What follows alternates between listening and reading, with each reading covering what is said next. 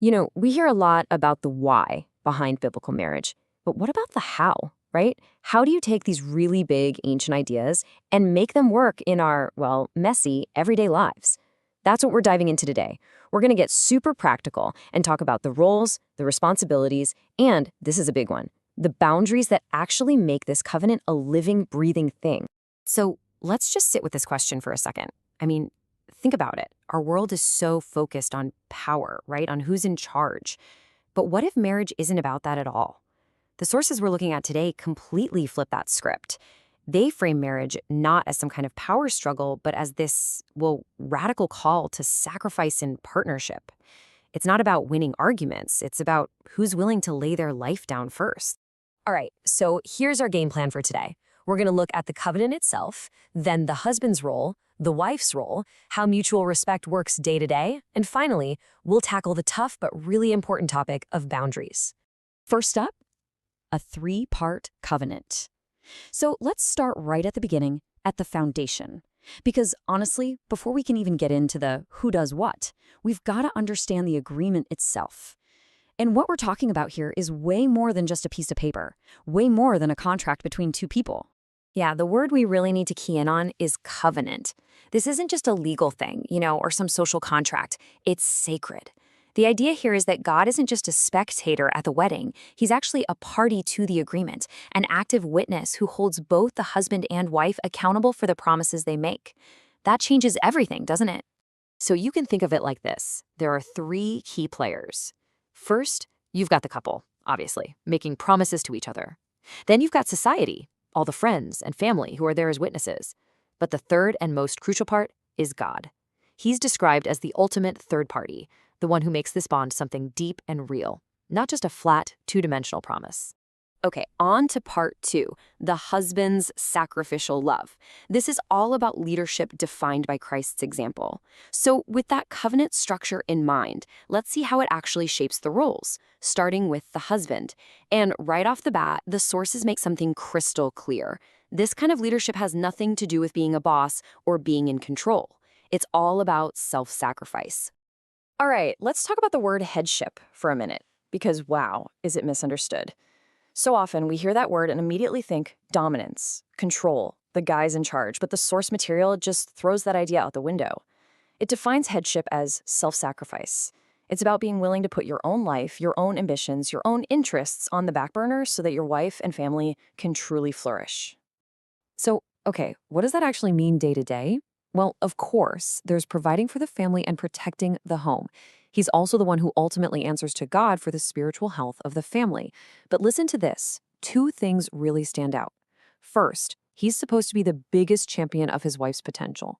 And second, and this one is huge, he bears the ultimate responsibility for the amount and the quality of love in the home. I mean, what a profound and beautiful responsibility that is.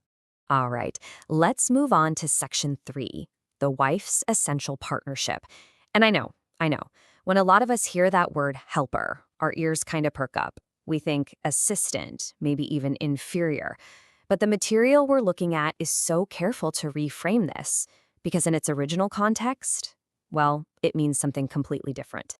Yeah, just like headship, this term helper can get misinterpreted. The sources are really clear that the original phrase suitable helper actually means an equal partner, someone who is a companion in every sense of the word, in faith, in life, in building a legacy, not someone lesser, but someone who corresponds perfectly to her husband, completing the team.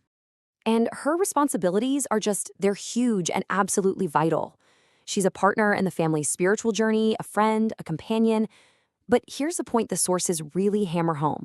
Her wisdom in managing the household, and that means everything that makes a house a home, is often the thing that makes or breaks a family's success. It's her skill that actually enables her husband to become a respected leader. It's a powerful, powerful partnership where her strength and his leadership work together. Section 4, rules for mutual respect. Okay, so we've got these two distinct, really complementary roles. But what happens when life happens? The friction of just living together day in and day out. This next part is all about the practical rules of engagement for keeping that mutual respect alive, especially when it gets tough. I love this side-by-side comparison. It makes it so clear. Check this out. Husbands are specifically warned, do not be bitter. The sources say that leads to coldness, rudeness, just ugliness. Instead, he's called to nourish and cherish her, to honor her in public. And for the wife, she's called to show respect, to never ever criticize him in front of others, and if he is messing up, she's supposed to offer gentle, patient correction in private. Really, the bottom line for both of them is to be a fierce protector of the other person's dignity. Part 5, Boundaries for Safety and Sanctity. This is about when the covenant is broken. So what happens when that protection just completely fails, when the covenant is shattered? We really have to go there and talk about what happens when things go terribly wrong. This section is about the hard stuff: boundaries, divorce, and, most importantly, safety. So the sources are clear that marriage is meant to last a lifetime. But they also point out that Scripture gives two, and only two, very specific reasons where divorce is actually permitted. And here they are. Number 1 is sexual immorality, and number 2 is if you're abandoned by a spouse who is an unbeliever. Now, this is so important to understand. These are seen as permissions for the person who has been wronged, not commands. They aren't required to get a divorce. The hope, if there's any hope at all, is always for reconciliation first. But we have to talk about safety. This is a point that just cannot be emphasized enough. While the sources say abuse isn't one of those two specific grounds for divorce, they are absolutely firm that a person's safety comes first. The Bible nowhere, not a single verse, tells someone they have to stay in a home where they or their kids are being physically abused. In a situation like that, getting out, separating, isn't just an option, it is a necessity. So, as we start to wrap this up, let's pull the lens back and look at the big picture again. What's the point of all this? Well, the sources call marriage a ministry of reconciliation. What a concept, right? It's supposed to be this living, breathing example of forgiveness and selfless love for everyone else to see. And when you look at God's purposes for marriage, it's not just one thing. Of course, there's companionship, and there's having children, but there's this third purpose that's just as important: change. The idea is that marriage is one of God's primary tools for making us better people. It's meant to challenge our selfishness and, bit by bit, teach us how to love in a way that's bigger than ourselves. And that really brings us full circle, right back to where we started. The true measure of a marriage, from this point of view, has nothing to do with power or who's in control. It all comes down to that one core idea: sacrificial love. Will a man lay down his life so that his wife can truly flourish? So we'll leave you with this final thought to chew on. Is the ultimate goal of marriage to be happy, or is it to be holy and pleasing to God? What these sources suggest is that if happiness is your number one goal, the foundation might be a little shaky. But when the goal is something bigger, to be holy, to honor God, the commitment itself becomes unbreakable. And that's a question that could change more than just your marriage. It could change your whole life.